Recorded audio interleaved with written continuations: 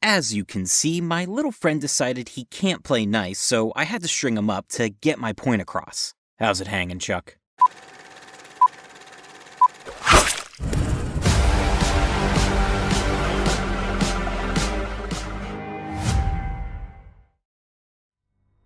What is up, everybody? Welcome back to Real Horror. I'm Tensa, and today we're continuing our venture into the Child's Play franchise, with Chucky returning to become human once more in Child's Play 2. The original was met with mostly positive reviews, commending it on how cleverly executed it was, along with the impressive technical effects. It grossed a surprising $33 million at the box office, so of course a sequel was greenlit shortly after release. However, the production was put on hold after the company that had released the first entry, United Artists, was about to be bought out by an Australian group, Quintex, that had no interest in making horror films. Eventually, the rights to the series and future sequels were bought by Universal Pictures after Steven Spielberg, of all freaking people, assisted producer David Kirshner in convincing the studio to accept the bid. The follow-up would take place 2 years after the first rampage Chucky went on, with Andy Barclay being placed in foster care with the Simpsons. No, not them. These two. Phil and Joanne Simpson, along with another foster child, angsty teenage girl, Kyle. Chucky, resurrected through electrocution, I think Jason would like a word with you, pursues Andy in an attempt to transfer his soul into his body. The script was written solely by Don Mancini this time around, while co-writer of the first film, John Lafia, was bumped up to director status. Alex Vincent and Brad Dourif would be the only returning cast members to play their respective roles as Andy and Chucky.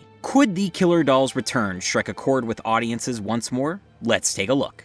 The movie begins with the reconstruction of the Chucky doll by the company manufacturing the Good Guy dolls, PlayPals. While the burnt creep is being rebuilt, company president Mr. Sullivan arrives on the scene, furious about the whole situation that occurred with Andy Barclay and his killer Good Guy. His assistant, Mattson, informs him that the boy has been put in a crisis center while his mother was placed in psychiatric care after not wanting to come back for the sequel. I mean, after backing up her son's story. Both Detective Norris and Jack denied the whole thing. Wow, guys, way to leave that poor family hanging after the traumatic events. Look, sir, the truth is that the doll, if you say it was alive, you'll be terminated from your position. The bitch was crazy. Mattson shows Mr. Sullivan the maintenance workers repaired Chucky to prove that there was nothing wrong with the doll. However, during the final process of inserting the eyes,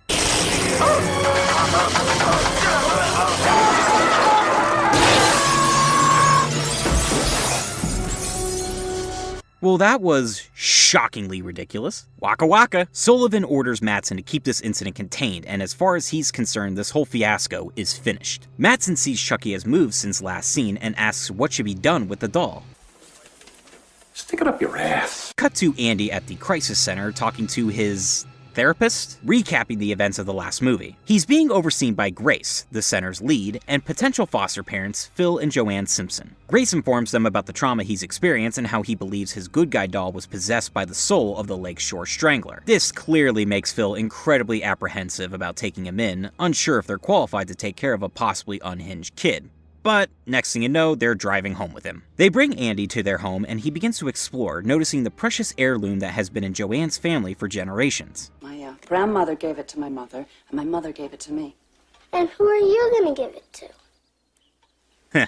Owned. Upstairs, he meets his older foster sister, Kyle. You get the memo right away that she's a bit of a rebel and has been in and out of several homes. While exploring his new room, Andy is frightened by a Good Guy doll named Tommy he finds in the closet. Smart move, Simpsons, not getting rid of the same type of doll your new foster son is convinced tried to kill him. To be fair, Joanne is trying hard to be a good mother to Andy with her kindness and attempts to make him comfortable. It's Phil who has the stick permanently rammed up his ass. That night, Mattson leaves the PlayPals facility and throws Chucky in the backseat of his car. After he stops to purchase some liquor, Chucky uses this opportunity to pull the files they have on Andy and call the crisis center looking for him. Andy no longer lives here. Who is this?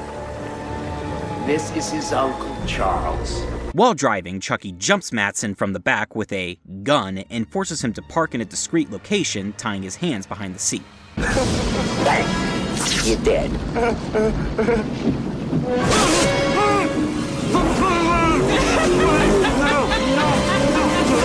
Chucky sneaks into the Simpson home, but Andy is being taken care of by Joanne, thwarting his attempt to get him. There's a creepy shot of him at the bottom of the stairs, but he's interrupted by the Tommy doll talking to him. Chucky breaks Joanne's heirloom across his face in order to silence him. He decides he must bury the evidence in the backyard. Dirt, Tommy!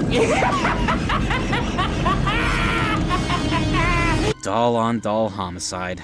One of the biggest crimes our society faces. The next morning, Phil presents the broken heirloom to Kyle and Andy, demanding that one of them admit to breaking it. When both claim to be innocent, Phil has no choice but to ground them.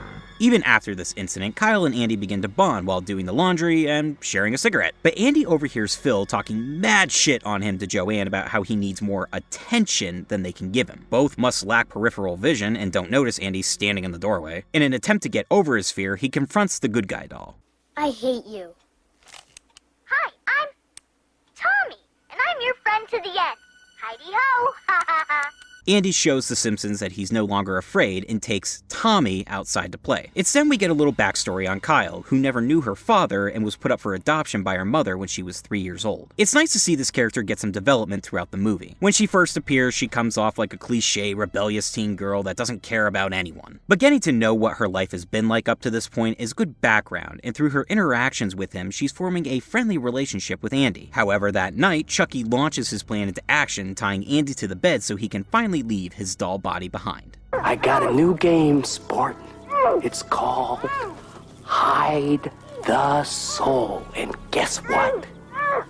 You're it. Luckily, Kyle sneaks into the house through Andy's window and interrupts Chucky's chant. Phil and Joanne see the weird BDSM going on in Andy's room, Phil blaming Kyle, but Andy blaming Chucky. Phil has had enough and tosses the doll into the basement, but through a bloody nose, Chucky realizes that he's already turning human again. The next morning, on the way to school, Kyle tries to comfort Andy about his first day, but when she asks how he tied himself up the previous night, he gets frustrated that nobody, including her, believes him that it was Chucky. Speaking of him, as the bus pulls away, we see he's hitched a ride underneath. During recess, he's seen rifling around some papers in an empty classroom, but we're not sure what he's up to just yet. Later, Andy has an incident with his teacher, Miss Kettlewell, when he interrupts class. Things are about to get a whole lot worse between these two.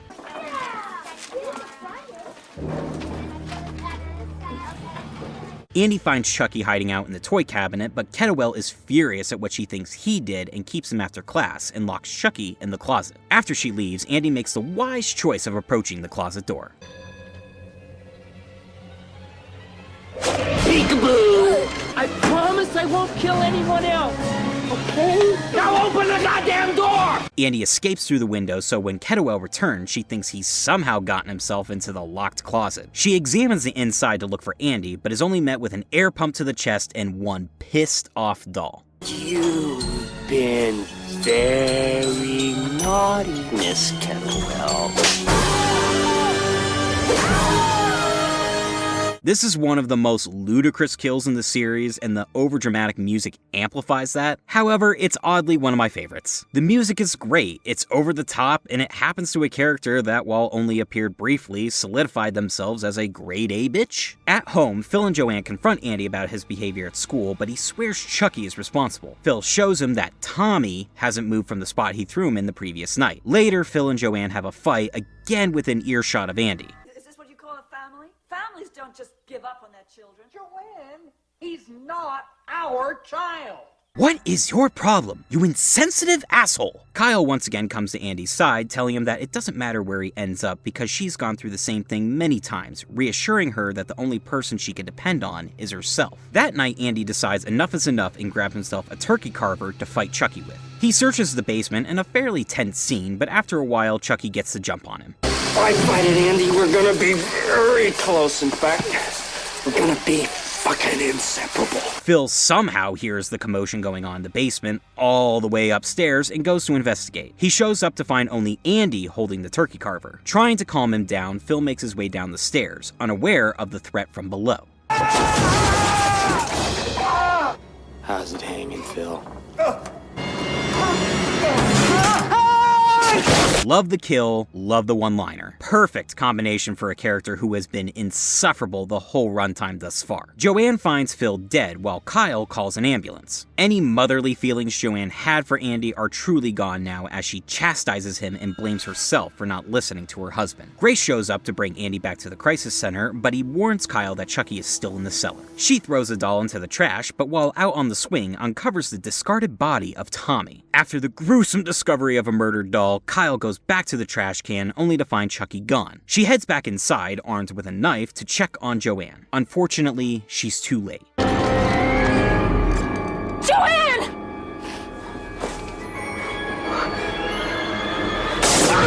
The tussle is a little silly, but Chucky eventually gets the slip on her. Surprisingly, he doesn't kill her, instead forcing her to drive him to the crisis center where Andy is staying. I'd be lying if I said the image of Kyle driving while Chucky rides shotgun doesn't make me laugh for some odd reason. They're pulled over by a cop for speeding, but he gets weirdly excited when he sees she has a good guy doll. I love these things.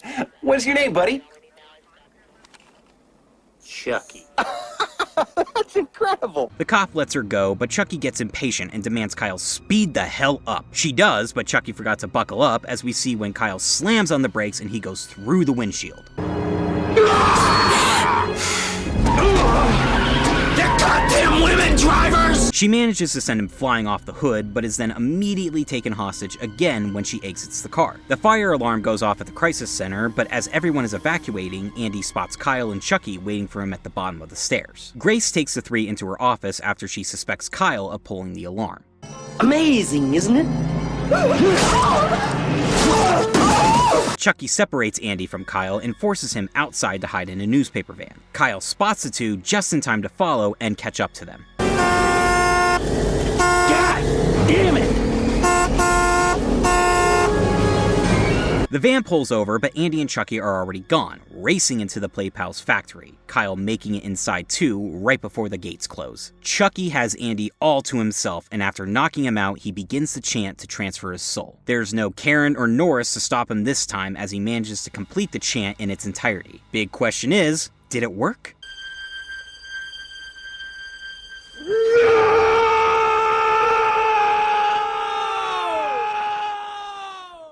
Yep, Chucky stayed inside the doll too long and is now trapped. He's pissed off at this point and now has only one goal: kill the ever-loving hell out of Andy and Kyle. After the two of them reunite and get lost in the maze of boxes, they find a conveyor belt to escape through. Kyle makes it to the top, but of course Andy falls and is greeted by one angry Chucky. He manages to outclimb him and Kyle slams the gate on Chucky's hand. In a gruesome display of effects, Chucky rips his hand off to free himself from the gate, then decides to get a little creative.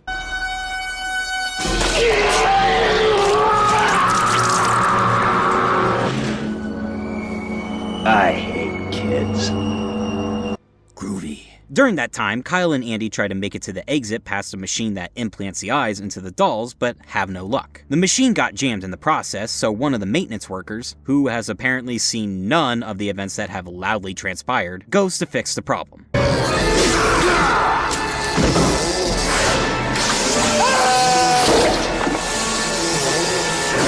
Another ridiculous, yet very cool death. I like that. Kyle and Andy come across a section in the assembly line that, if put in reverse, just completely fucks up the doll for some reason. Chucky almost catches them off guard, but Kyle fights back and staples his nuts to the platform. Ouch. They send him in reverse on the same machine to do some more of that plastic melty damage. It looks like he's been defeated, but a bloody trail underneath the machine tells a different tale. Suddenly, the maintenance worker's body flies in, knocks out Kyle onto the conveyor belt, and Chucky is still strolling along. I got you now, Andy. And you know what I'm gonna do to you? I'm gonna cut off your legs, too! It's crazy how someone who has been deemed too human can withstand this much abuse. Andy traps him, completely douses him in extremely hot liquid plastic, and saves Kyle. Checking out the damage done, it really looks like Chucky has been defeated. You son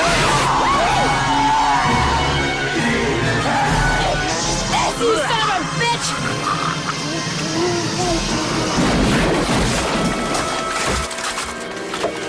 Kyle and Andy leave victorious as the sun rises, and the good guy waves to us saying, "See you in the next one, folks." My overall thoughts on Child's Play 2, a successor that somehow manages to outperform its predecessor. Is it as freaky or eerie as the original? Not by a long shot. However, I appreciate this one for how balls to the wall it goes with Chucky. The mystique played up in the first one is gone because we all know the doll is alive, so there's no use in keeping him in the dark. He's the selling point of the franchise, so he's provided with the main stage as his humor and brutality are ramped up to 11. The one-liners become more frequent, but never get to the Freddy Freddy from Nightmare 4 level of annoying. Frankly, he never gets on my nerves because he is pretty hilarious. The kills are much better here because of how outlandish they get. We've got a teacher beat with a ruler, the foster dad's falling neck snap, and the maintenance dude getting impaled with doll eyes. Definitely a step up from the original's fairly tame kills. Brad Dourif does such an amazing job once again, accomplishing the feat of making Chucky more of an anti-hero this time around. The animatronics on him also made a huge leap of improvement in just 2 years. Before, there were plenty of camera tricks done to hide the fact that the doll had wires and hands connected to him. Now he really appeared to be standing and walking around all on his own. Although design-wise, I wish they would have done that gradual human transformation like before, but it's fine because I appreciate that they focus more on the gore effects with the doll. I think everybody working on this knew that while they had made a decently scary movie with the first one, the concept of a killer doll couldn't be taken too seriously forever. I think they decided to just have fun this time and throw in everything and the kitchen sink. I mean, the final act at the toy factory alone shows just how nuts they were willing to go. It's such a great set piece and allows some of the cooler scenes to take place. You've got Chucky failing to chant, ripping off his hand and replacing it with a knife, getting cut in half and scooting around on a cart, getting drenched in hot plastic, and finally having his head explode. One of the best final acts for a slasher movie thanks to a great chase, the insanity of everything, and the aesthetically pleasing scenery. I think the rest of the movie is handled well too as a follow-up. It seemed realistic to witness the company responsible for Good Guys attempt to deal with damage control after the claims that one of their dolls was a killer. Also served as a good way to bring Chucky back to life, even though the whole evil electricity was goofy. We also get Andy trying to deal with being separated from his mom, along with overcoming the prior movie's events and having to deal with convincing a new family that he's not crazy when he talks about Chucky coming after him. Alex Vincent gives a much better performance, selling the look that he's a kid who has been put through hell but attempting to move forward despite no longer having his mother around. I will admit though that I prefer Kyle over Karen as the opposite female lead. She has actual development right through to the end. For a character that could have been the bratty older sister who wants to be left alone, she opens up to Andy and offers advice several times. While she tells him there's no one in life you can depend on except yourself, she eventually transforms into someone who is willing to do anything if it means saving this young boy who she has no relation to. That speaks more volumes to me personally than Karen being like, Andy, you're crazy, the doll isn't alive. Oh wait, he is. She was his mother, so she had to be her son's protector, while Kyle matured as a person to become that protector.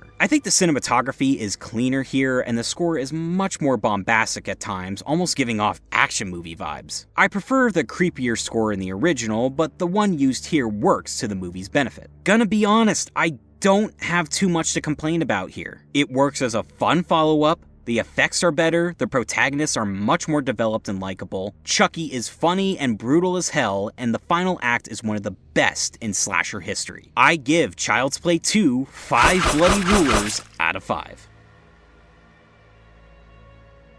But let me know your thoughts. Do you prefer the original, or are you like me and have a ton more fun with this sequel? Did you like that Chucky's humor was elevated? And what was your favorite kill? Don't forget to subscribe and follow my Twitter and Instagram. Links to those are in the description. Next week, Chucky is shipped off to military school in Child's Play 3. Until next time, peace.